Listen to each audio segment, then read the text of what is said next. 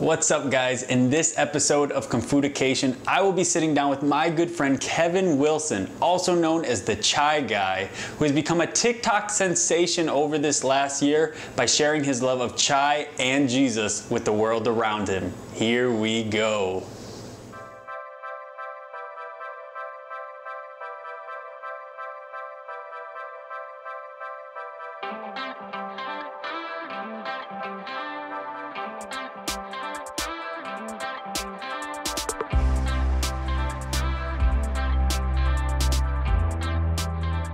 With Kevin Wilson, aka the Chai Guy, at his home. He was so nice and willing to let us come in and intrude his process of chai making. So what are we doing first? Yeah, I'm just peeling the ginger a little bit. I'm gonna peel like one ginger, and then I'm gonna not peel the other one, because the skin is good. So.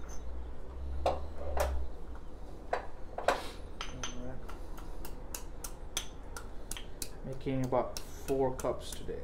So yeah, so ginger is not essential, not like super important, but I like it. This is what we're gonna make today: is a Sri Lankan tea, Sri Lankan milk tea. We call it, in my language, we call it tetani, and with some ginger and cardamom and some cinnamon. So that's what we're doing today. So many different variations of making chai. So I'm gonna add some cardamom here, 4, 5, and then some cinnamon bark. That's good. Right there. All right, so we have cardamom. Cardamom and cinnamon bark. Yeah. All right. Smell that? Ooh. Oh yeah. Oh yeah. So that's good. I'm going to keep that aside. Mm-hmm. And now we are going to heat up my good shot here. You know, if you go to places like India and Sri Lanka and that part of South Asia, chai is like, when you make chai, when you make tea, it is a labor of love. You know, it's an act of service. It takes time. You pour into somebody else. So, you know, it's just a great placeholder for things like family and home and meaning and life in general. Yeah. So bring the water right now. I'm gonna make. I think it's good. I'm gonna make about 4 cups today, so it's good. Okay. And Do you wait till that boils? no, so once the water comes in, I'll wait till like some bubbles starts forming on the bottom, and that's when I know that I'm ready to put the spices in the tea. Gotcha. I put the spices first, and then I put the tea. I see. Yeah. Awesome. I'm sure. So what are we putting? We're putting in all those spices. Ginger, and cardamom, all that stuff. And you said cinnamon? Cinnamon bark. Bark. Yeah. So I see the bubbles, I see the spices, and then I'm just gonna mix it just gently. And then, while the spices are getting all infused in the water, okay. Then after that, I'll put the tea in a little bit. Let's see. And now I see some activity there. I don't know if you can see it, but it's just like, I see a little bit of bubbles on the outside. And so what is this, a certain type of? So this is Ceylon BOPF, Sri Lankan Ceylon tea. This is tea from my home country.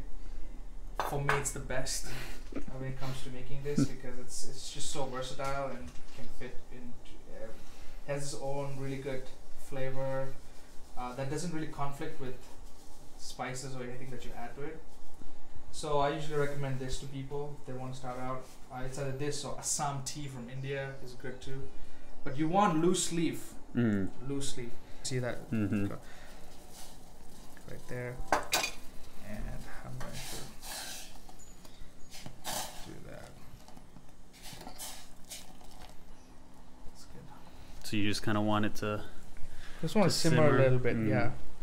So what I do is when it's really, really boiling, then I put the lid for like a minute, just so that it steeps really well. If you want to make chai, there's a couple of core components. Well, 2 main components. when it comes to the ingredients. You have to have loose leaf tea and you have to have milk. Okay, you have to have some sort of fatty milk. Boiling right now, and I don't want the water to evaporate too much, so I'm gonna actually keep it closed for like a minute. So after this, what we're gonna do is we're gonna actually put the milk. Okay, So and so so what I'm do we using got? full fat oat milk. Okay. Yeah. Why that? Why that? The rule of thumb when it comes to finding good milk is that you have to get like a good full fat milk. So Oatly full fat is a really good thick milk that you can use to balance out to cut the tartness of the tea. So that's what I use.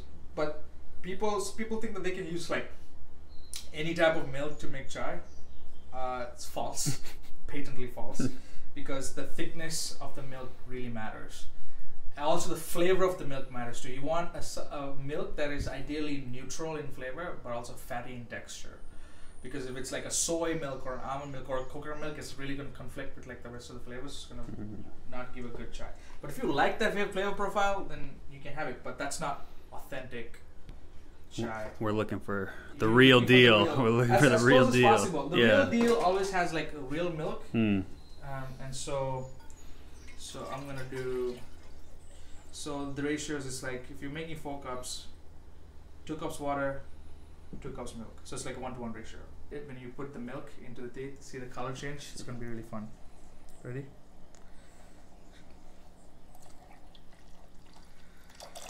Ooh. Look at that. Yeah. So now, okay, I'm gonna just lightly, and then I leave it undisturbed for the rest of the time. I'm gonna put the heat up just a little bit. Which is for like how long would you say? Now again, no time. That's the beautiful thing about chai. Because the thing about chai is that it forces you to like look and pay attention to the process. The way you put the different things is by look. You have to pay attention. Whether something's happening here. This is exciting. Ooh. So this is where you have to pay attention. I'm talking. So this is what's happening. This is called the rolling boil. So where it just boils over almost. So I wait for 2 of these rolling boils. So I take it. Just take it off the heat. Take it off the heat and I'll put it back. It's good. I wish you guys could smell this right now. It's good. And then I'm going to do it one more time. And that just, what is the rolling boil do? So just infuses it more? It just infuses everything. That's when I know it's done. Done. We're good. So right now, I don't put the sugar in. Okay. So. Is this a special type of sugar or no, something? Just regular. Okay. Regular sugar is fine. People get all bougie about the sugar they use, but I don't know. Now we're going to aerate. And this is what you probably have seen me do. Oh, this is his signature move. Signature move. So.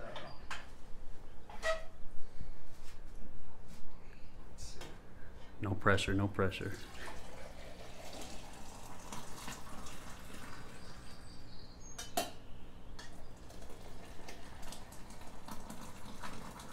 So this process is called aeration, and why we do this is because for a couple of reasons. Number one, it cools down the tea just a little bit, so that when you drink it, it doesn't burn your tongue. But it also does this thing of really mixing all the flavors together, so that when you taste it, it's just like you taste one thing. And by infusing air bubbles into the chai, you're actually changing the flavor. It actually changes the flavor of the chai.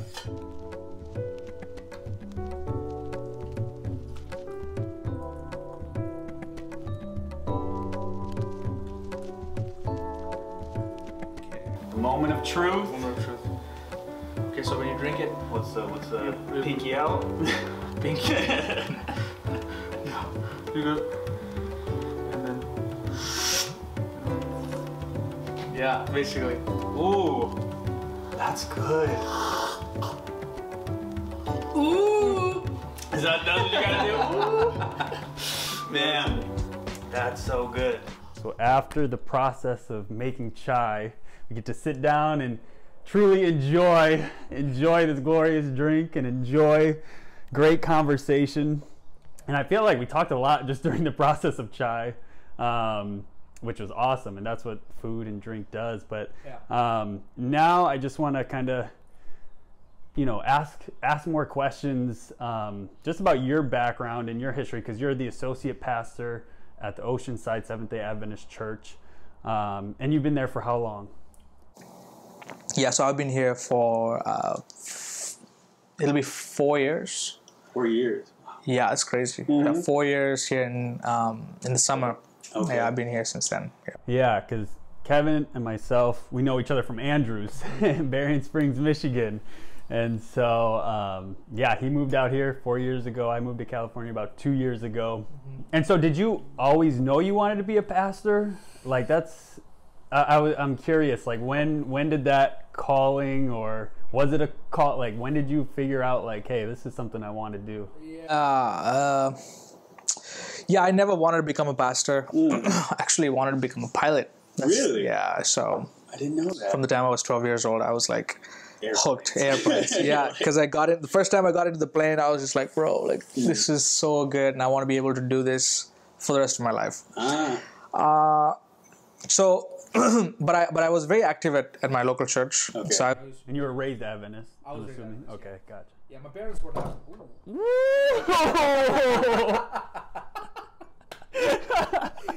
Oh, that was close. All right, we got blooper reel. Oh my gosh, I gotta figure out to stabilize this thing. Let me. All right, where were we? Yeah, I was involved in the church. I grew up as an Adventist. I was born into an Adventist family, but my mom and dad were not. They were. My mom was Hindu. My dad was Catholic, kind of a nominal Catholic, and they met together at a Seventh-day Adventist institution, college, and they became Adventists. So In Sri Lanka? In Sri Lanka. Okay.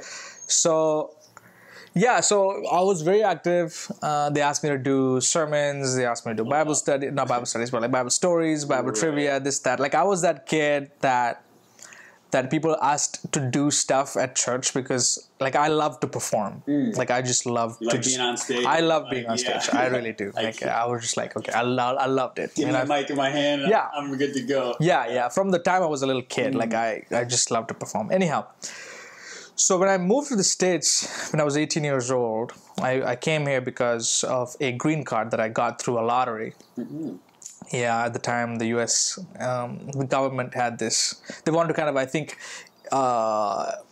expand the diversity quota of the states or something like that. And so they had this thing called the diversity visa program.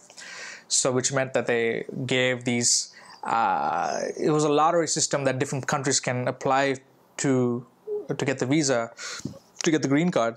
And if you get picked, then you get to come. Oh, So my entire family applied for it. I was the only one who got it. wow. Yeah. Wow. So I got it. I went from like, so I was in high school, senior high school, just graduated. I went from not knowing what the heck I was supposed to do to like coming to the States in 2 months. By yourself. You don't know anyone in the States. How was that feeling? Like, were you because I mean, I guess there's some excitement involved that you got picked, quote unquote, but there was that's scary. I mean, there was some bit of excitement, but the excitement quickly wore off when, that first night at a new house in Maryland, a new country. I knew nobody, and I applied to all the flight schools in the area, Okay, University you're of still Maryland. set on flight. Oh yeah, Okay. that was I'm going to apply. So I applied to a bunch of flight schools. Long story short, didn't get into any of them. I got into some, but it was super expensive.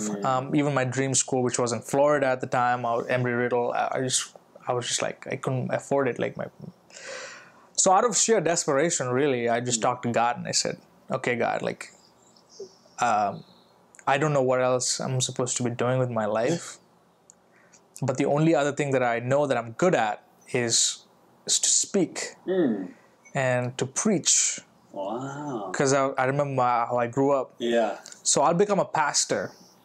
Because that's what I thought. I thought at the time that being a pastor was just about preaching and teaching and performing. You're right. Oh. And so I said, God, if you pay my way through Andrews University to be a theology major, I'll become a pastor for you. Yeah, so I applied, got accepted. That first year, I'm shortening down the story. That first year, I almost got like a full scholarship for that first year. All my loans kicked in, all the scholarship money kicked in. I was able to pretty much go to school almost for free. Wow. But I had it just enough to actually pay my way through the first year. And that's how I joined Andrews. Wow. And so I joined as a theology major, right. but I put aviation minor. Because I was like, I still wanted to do it. Like, I want to be a pilot. I want to be a pilot. So I remember going to my first flight school on that Monday after orientation week. It's the first week of school. I went through all of my theology classes, all my Bible classes, and I was just like, oh, this is cool. I mean, this is really good stuff, new information, great. The class that I'm really waiting for is Intro to Flight 101, like aviation. Went into class, and I'm sitting there. It was like a one and a half hour lab or whatever. I'm telling you, like the whole time I'm listening to this guy speak, I was just like, just felt this sinking feeling. It's like, none of this stuff is exciting me. Like, I don't know. It's like, I don't want to do this. Yeah. And I felt super bad about that. I had an existential crisis because I was just like, man, I don't know if I should do this anymore. So I actually went back to my dorm that day, same day, and I dropped the class. I dropped that one. That's the one aviation class I had. The only class for the semester. I dropped it, and I said, "Okay, let me just focus on theology." Again, long story short, God, I think, introduced me to different professors, students, and like throughout that process, just really showed me himself through the classes, and I was just like, "Man, I love this." You started falling in love. I just started falling in love with the art of theology, the Bible, like reading the Bible, learning how to do it, learning how to understand scripture, and having conversations with other people, and getting my mind blown by my professors, and just like, fun. This was super cool. I was like, man, I can totally do this. So the calling kind of like grew over time. It wasn't like like God spoke to you, you're going to be a pastor one day. No, absolutely not. And that I feel like is like relatable, like, you know, because sometimes you hear people say like, I knew from age 4 I would be a preacher, but like I feel like a lot of times we're just kind of in this like, I don't know, like what should I do? You start looking at your skills and like what you're good at, and I think God does work through that, like, you know, just the process. You got to trust the process, basically. Absolutely. And for you that was exactly it, because now you're using your gifts, your teaching gifts, your preaching gifts on a different platform. Not really a physical stage, but a social media stage. And you started Cross-Cultural Christian. When did that start for you in that sort of platform? Yeah, so from the time I can remember, I've always loved to create stuff. I learn best when I create. And I actually think that's just like a standard principle, I think, in general. Like I really believe that the best way to learn anything is by creating something. And you take some knowledge and just make something out of it, and then you just put it out in the world. You now have learned so much more than if you were to just read something and just kind of like digest it. Right. Anyhow, so what that meant practically was that I wanted to write, I wanted to do certain things. So I had a blog when I was in college, and I was trying to figure out what to call myself. Kevin Wilson, okay, fine, but like, but I was hesitant to call myself Kevin Wilson or to put a blog under my name, because when you Google the name Kevin Wilson, the people that come up, they don't look like me. Right, like that. Yeah. So Kevin Wilson. Kevin Spencer Wilson. I mean, it's not the most Sri Lankan name. It's like cross culture Christian. It's like, oh yeah, I like that. And at the time, the thought was, I want to. The thought behind the term cross culture Christian was that like I wanted to create like a brand that gives me clarity as I'm creating my stuff. So the subtitle under that in my blog was Confessions of a Cross-Cultural Disciple of Jesus. Oh. So now looking back, sense, so now looking back, the brand, the name has two different meanings. On the one hand, it describes, I would say, it describes my journey through different cultures, crossing different cultures. But also I hope it communicates this idea that the one constant that I have, the thing that navigates me, the core unchanging aspect of my life as I interact with different cultures, different people, different communities, is the cross of Jesus. You know, my Christian. So that's where I get my Christian identity from. So cross culture Christian, cross culture Christian. Beautiful. You know, so those. So yeah, and so people kept asking me, it's like, yeah, you know, you should totally rebrand as the chai guy. Like you'll make so much money. Like imagine you're the chai guy. You know, like that guy Salt Bay. Remember the Salt Bay? Oh yeah. You know yeah. So he's called himself the Salt Bay. It's like, man, you can be Chai Bay, like a chai guy, Chai Bay. Like, oh man. And then But you don't want. But I don't want to because chai is what I do. It's not who I am. You know, your identity isn't found in chai. All right. Absolutely not. So no chai guy. No chai. No identity in chai. You like cross-cultural Christian, and because you started making, so it started with a blog, and then you started making content on YouTube. Right. And so it went from YouTube to now TikTok, and so it's kind of progressed. Your clout, your credit on the street and social media is going through the roof right now. How many followers do you have on TikTok? So yeah, I'm at 166.7 thousand. Wow. On TikTok. Yeah. And what do you give that credit to? Like, why do you think that this chai, you creating chai, has struck such a nerve with people? And not just chai, but you're incorporating other elements to it, storytelling, you know, your own personal experiences. Why do you think that this is resonating with so many people? So what I did not know or realize when I started creating chai content was that there's a lot of people who did not know or did not realize that Starbucks does not have the monopoly on chai. Like the chai existed even before that. An authentic homemade masala chai. Cardamom, cinnamon, peppercorns, cloves, teeny tiny bit of fennel, be optional. It doesn't have to be too crazy. Like so. Heat. Keep the heat to about like a medium high. Add a piece of hair for flavor. Add all the spices. Crush it like the pandemic crushed your plans. Okay. Ceylon tea. Heap teaspoon. Mix. When the tea is dancing like this, close the lid. Add 1 cup of milk to 1 cup of water. And now a live demonstration of what happened to Sri Lanka in the 1800s. Wait till. So when I came in and say, okay, I said my first video, I think one of the first video that went viral, I started my video by saying, do you like your taste buds? Do you like your life?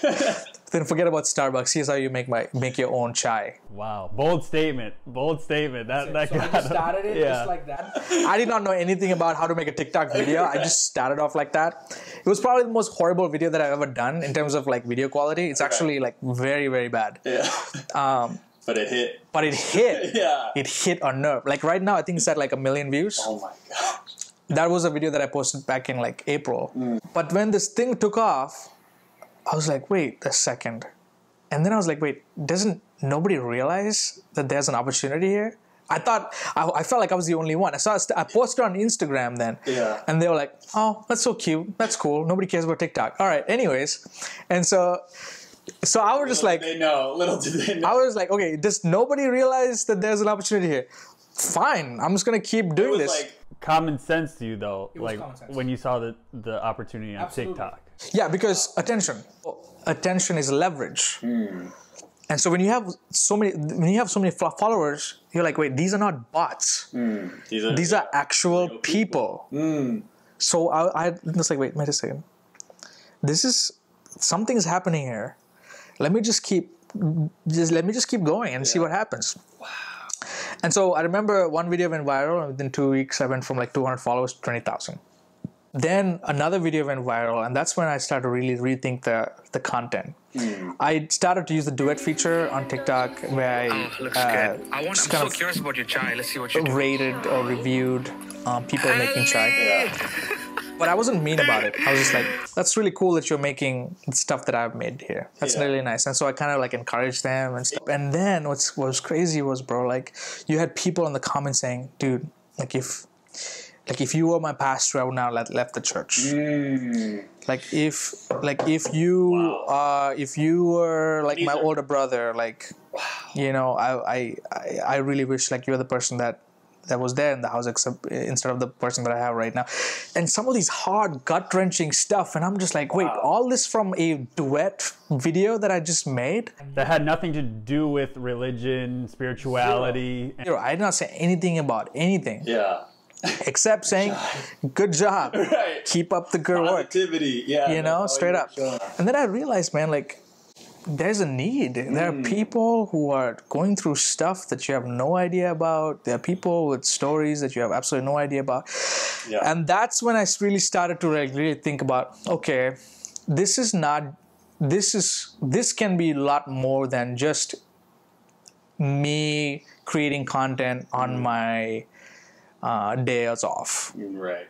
This is a real ministry here. Yeah. And so that's why I started to really kind of think through the people, the audience that I had. Most of your audience wasn't religious. Still not. Yeah, still not.